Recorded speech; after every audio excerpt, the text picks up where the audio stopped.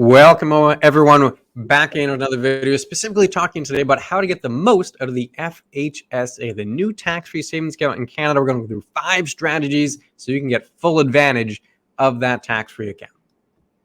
Yep. First-time home buyers account. We are getting right into it. We're going to talk about what those 5 strategies are. First strategy that you should really know about, though, is contribute to this even if you're not sure you're going to buy a home. There's a variety of different reasons that you want to deal with this one, but this is a guarantee that you should be dealing with. But before you can contribute, the first thing you have to do is qualify. It is not open to everyone. It was launched basically April of this year is when it's going to start. You have to be a resident of Canada over 18 years, and you have to be a first-time home buyer. So if you already own a home and you are presently in it, you cannot qualify to get the first-time home saving account. It is not possible. Otherwise, this would be open to everybody. So that's the first thing you have to do, qualify. If you do qualify, then you want to make sure that you're contributing, even if you don't know if you're going to buy a home down the road, because there are other options that are going on with this, aren't there, Clint? Yeah, so if you're qualified, and then that criteria, the first-time home buyer criteria, I mean, you can't have a residence right now, or the year you open the account, or the 4 preceding years. So kind of like a 5-year window there. And I should mention, it does count as your spouse. So if you're married and your spouse owns the home and your name's not on the title, doesn't matter. You're living there, your spouse owns the home, you do not qualify as a first-time home buyer in that example. But why do we say this is a good strategy? Contribute if you do qualify, even if you're not intending to buy a home. Answers here on this slide. You can add $8,000 to the account, lifetime limit of $40,000 over a course of 5 years there. There is a penalty if you over contribute. If you don't do the full $8,000, let's say you only did $3,000 one year, well, the remainder, $5,000 in my example, would simply carry over to the next year.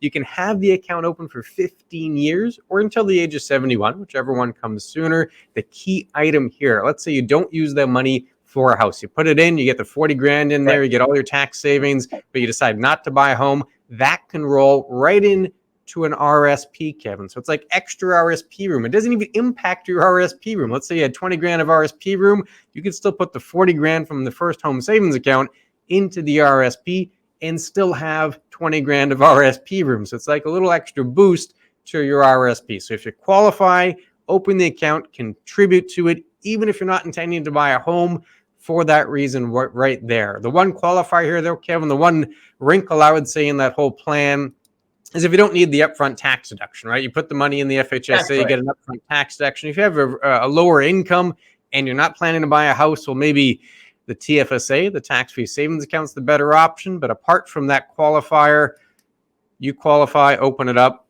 use that account to the fullest ability. Strategy number 2 here, Kevin. I'll let you kick this one off. You can give money to spouses and kids. Yes, you can. You can gift the money to your spouse or adult kids so that they can contribute to it. So if you have adult kids, even if they're living in your house right now, they don't count as part of your home ownership. So you can contribute the money. They can then put it in.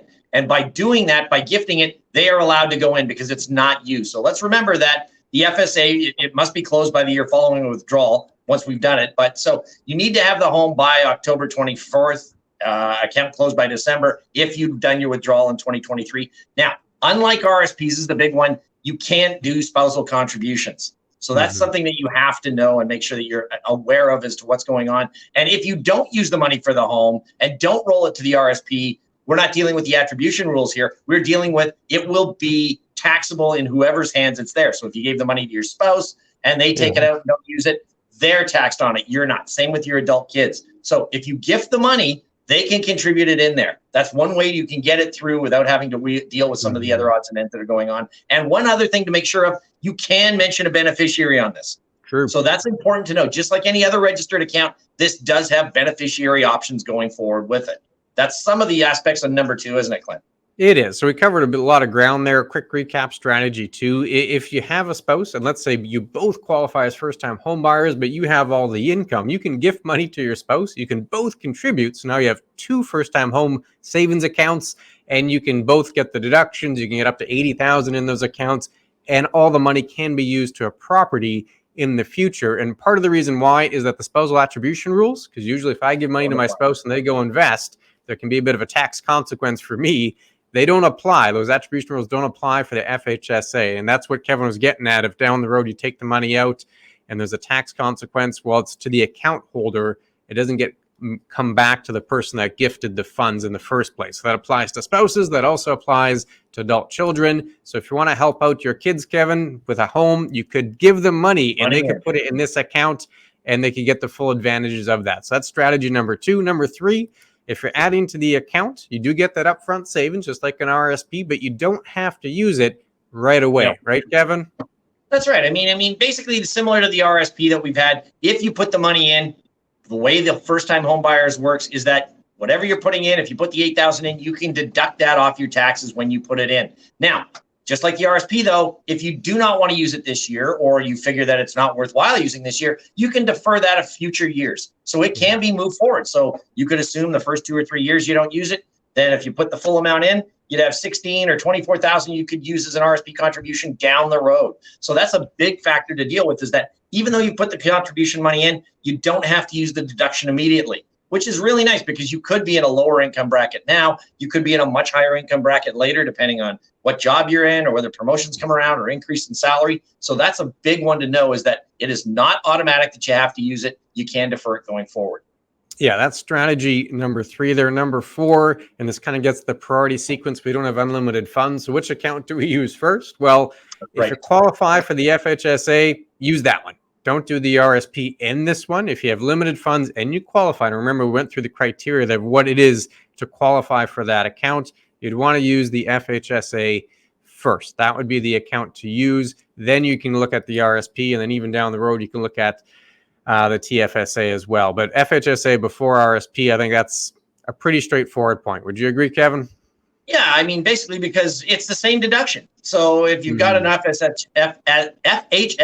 or an RRSP, all the acronyms we get to use, you're going to get the same deduction amount no matter which one you contribute into. The difference being that, as we've said beforehand in some of those rules, the FSHA can roll into your RSP if you don't utilize it. That's some of the tax deductions similar. And the contributions don't impact your RSP room. So you get the best of both worlds that way. It grows tax-free, and withdrawals out of the FSHA are not taxed. That's the thing. If you use it for the home, they're not taxed to take it out, whereas the RSP money would be. So you sort of get the best of all worlds in that case. So yeah, definitely do the one before you start doing the other, because that way you get everything that you need going forward. Yeah, strategy number 5 here. All the investments that are permitted in an RRSP or in a TFSA, you can do those inside an FHSA as well. But even if you're permitted all those investments, doesn't mean they're all appropriate. And this is key here.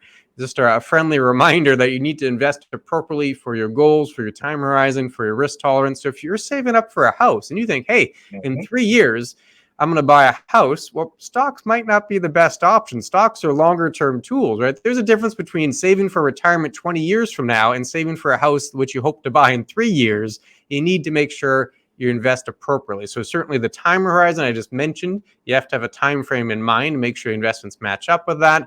And then I hinted at there's a difference in terms of risk level as well as your personal risk tolerance that needs to be taken into account. So you want to make sure your goals and time horizon are matching up with what you're actually doing with the funds of the account here, Kevin. And I'll throw this one to you. There's always a wrinkle. There's always a wrinkle when it comes to accounts like this, but there's a wrinkle when it comes to tax and the investments, right? There is. And basically what happens is we have a tax treaty with the United States, and this does not qualify under that tax treaty. So if you're investing in U.S. investments and they pay a dividend distribution, there will be withholding tax on that foreign dividend that's paid. So just know that going in that, if it was a 5% dividend, you may not get that full 5% because there is withholding tax that comes out based on the tax treaty scenario that this falls under at the moment. But yeah, otherwise, the FSHA seems like such a good investment going forward. Does it not, Clint? I think it does. We went through 5 quick strategies there on how you can get the most out of that account. If you have questions, let us know. We'd love to hear from you. chatwithclintonkevin.com. It's part of our website. Simply fill in the form, comes directly to us. We're happy to answer any questions you might have on this topic or really anything in the financial world.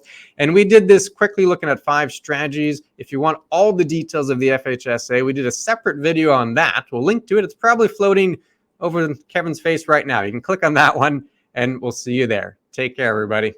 Take care.